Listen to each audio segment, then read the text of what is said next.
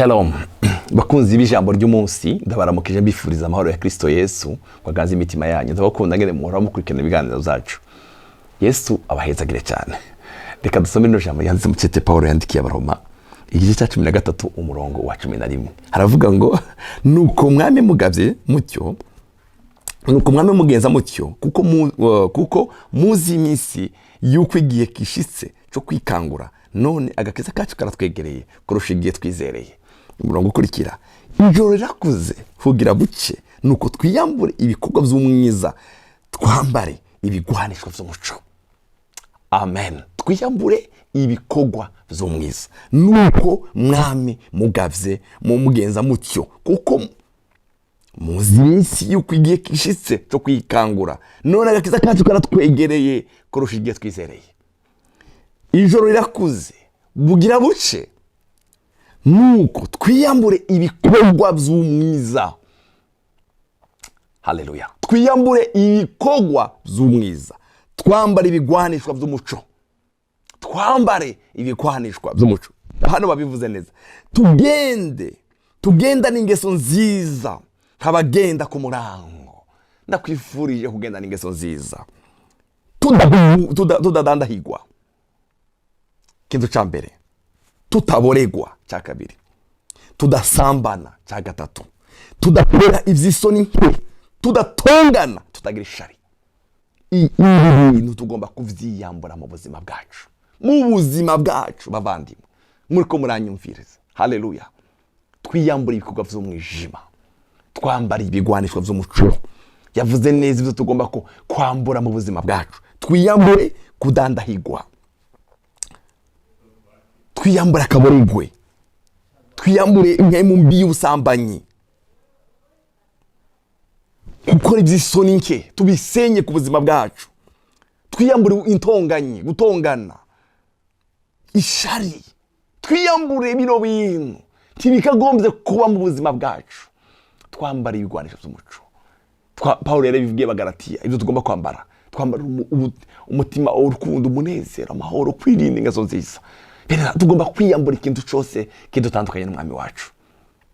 Twiyambura ishari. Hari abantu bagira ishari ugasanga waruzuye ishari mu buzima bwawe. Tunezerwa no gutera imbere kw'abandi. Igihe cyose ishari, iryo shari uzoryimbura. Iryo shari uzogembura. Iyo mwemu bibusambanye izogukurikirana. Hari igihe ubikora ukibaza bizagarukira kuri wewe, birakurikira no mu bana. Iyo mwemu mbi ugomba kubisenya. Akaboregwe. Kwasanga ubuzima bwawe bwose, amafaranga yawe yose wayamariye mu kaboregwe. Akaboregwe. Twiyambure bavandimwe ibikorwa by'umwijima. Haleluya. Twiyambure ibikorwa by'umwijima. Tubyiyambure bive mu buzima bwacu. Amen. Twiyambure ibikorwa by'umwijima bibe mu iby'isoni nke, amajambo y'isoni nke, indahiro zitarizo. Kasanga umuntu umushinga ntahe, umupapa kuze kandi indahiro afise mu kanwa kibi imbere y'abana biwe, indahiro zitarizo. Tuziyambure. Twiyambure indahiro zitarizo, by'isoni nke, amajambo ava mu kanwa kacu y'isoni nke, tuyiyambure. Haleluya. Umurongo wa 14. Ariko mwambare umwami Yesu Kristo. Dore umwambaro tubereye. Mwambare umwami Yesu Kristo. Kandi timubabare ivy'umubiri ngo mukore ibyo wifuza. Umubiri ntugutegeke. Paulo arababwiye Abakorinto ngo uyu mubiri waje nawe uhinduye umuja. Twambare umwami Yesu. Niba kubona bakubone mwe Yesu. Imvugo yawe igaragaze Yesu. Haleluya. Nutambuka babone Yesu mu buzima bwawe. Yavuze hari ibyo tugomba kwiyambura. Amazara tubira ngo twambare umwami Yesu. Haleluya. Naryohewe cyane no jambo. Twambare umwami Yesu. Mutima wawe unezerera Imana. Twambare umwami Yesu. Twambare umwami Yesu. Hari abantu bagwiriye mu ishengero. Ibi byose mvuze haruguru babikora ari abaririmbyi, basambana abaririmbyi, basambana nababo. Ari abandi bakora iby'isoni nke, baraboregwa, bari mu bikorwa by'Imana, baradandahigwa n'abanyeshari, n'abanyezigo, bari mu ishengero. Umva, ndakugendeye inama nziza. Ambura uwo mwambaro w'ubuhoma, ambura umwambaro w'ubucafu. Paulo yavuze ngo twambare umwami Yesu. Haleluya. Twambare umwami Yesu. Abakumva mumve Yesu mu kanwa kawe. Abo mugendana bumve Yesu ruhande yawe.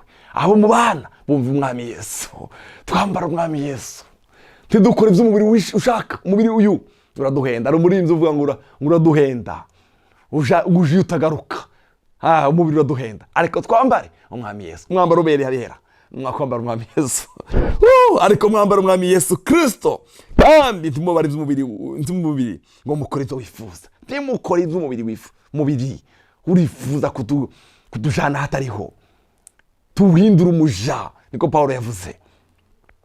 Pawulo yabwiye Abagalatiya 3:27 arababwira ngo kuko mwese mwabatirijwe kuba ba Kristo, mwambaye Kristo. Ababatirijwe kuba ba Kristo bambaye Kristo. Bene data, ko twabatirijwe kuba ba Kristo, mureke twambare Kristo. Abatwumva bumve Kristo. Haleluya. Nitukorera Imana, nimbura umukozi w'Imana uko uranyumviriza, mu by'ukuri Kristo abagushingira intahe. Kristo ukorera abagushingira intahe. Ntidukaza dukorera Kristo kandi atatuzi. Ntidukaza dukorera Kristo atatuzi. Twiyambure. Hari ibyo tugomba kwiyambura. Yabivuze haruguru. Kaburegwe, kudandahigwa, ishari, usambanyi, kwango, gubusa. Twiyambure, twambare umwami Yesu. Twambare umwami Yesu. Pawulo abwira Abagalatiya ngo kuko twabatirijwe kuba ba Kristo, twambare Kristo. Haleluya. Yohana, icyete cya Yohana wa mbere, igice cya 1:5 bavuga ngo ubu nibwo butumwa bwiza twumvise bwavuye kuri we, tukababwira yuko Imana ari umucyo, kandi muri yo hatagira umwiza na mukeya. Muri yo nta mwiza na mukeya uriho. Oya. 6 tuvuze yuko dufatanije nayo tukagendera mu mwiza, kuba ari ukubesha, ntituba dukora iby'ukuri. Tuvuga yuko turi aba Kristo, tuvuga yuko twamenye Kristo, tuvuga yuko twakiriye Kristo, ariko tukagendera mu busambanyi, mu bubeshi, mu gwango, kuba ari ukubesha, mu by'amacakubiri. Ugasanga umuntu yuzuye inzigo bitari byo. Twiyambure. Tuvuze yuko twakijijwe, ariko tukagendera muri ibyo, kuba ari ukubesha, kuba ari ukubesha. Haleluya. Imana tubabarire cyane. Kuba ari ukubesha, ariko tugendeye mu muco, kuko nayo ari umuco. Tuba dufatanije ubwacu. Haleluya. Kandi amaraso ya Kristo, umwana wayo, atwoza icyaha cyose. Amaraso ya Kristo Yesu akweze. Dusengane nawe rino sengesho. Amaraso ya Kristo atweze. Turakeneye kwambara umwami Yesu. Haleluya. Ariko tugendeye mu muco, kuko nayo ari umuco. Tuba dufatanije ubwacu, kandi amaraso ya Yesu umwana wayo atwoza icyaha cyose. Amen.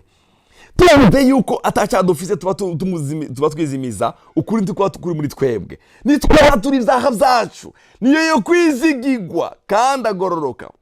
Ibyo nibyo bituma iduharira ibyaha byacu, ikatwoza ubwabitanya kose. Amen. Reka tuyibwire intege zacu, twiyambure. Reka tugende tubwire mwami, ndazi uyu mwambaro w'ubuhoma. Zekariya yaravuze ngo mwambure umwambaro w'ubuhoma, mwambare umwambaro ushajije. Wiyambure umwambaro w'ubuhoma, umwambaro w'ishari, umwambaro w'inzigo, umwambaro w'uburyarya, umwambaro w'ubwibone, umwambaro w'ubusuma. Wiyambure kurenga akarenganya. Wiyambure icyo kintu cyo kurenganya abandi. Wiyambure, wambare umwami Yesu. Wambare umwami Yesu.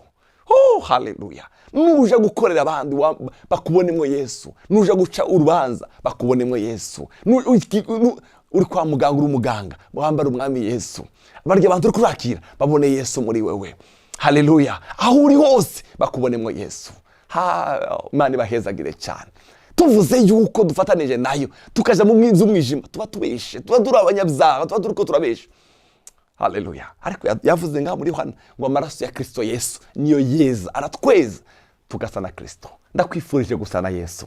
Ndakwifurije kugenda nkuko Yesu akwifuriza kugenda. Ndakwifurije kwambara umwami Yesu. Yesu aguhezagire kandi aguha umugisha. Mwami Yesu, turagukishaka mu buzima bwacu. Turakwifuza. Turifuza ku buzima bwacu bubatashe kuri wowe. Abatubona, abatwumva bumve Kristo Yesu mu buzima bwacu. Twambare umwami Yesu. Yavuze ibyo tugomba kwiyambura. Mwami uduheze kwiyambura ubucafu bwose, twambara umwami Yesu. Urakoze kutugirira neza. Amashimwe agarukire mu izina rya Yesu. Amen.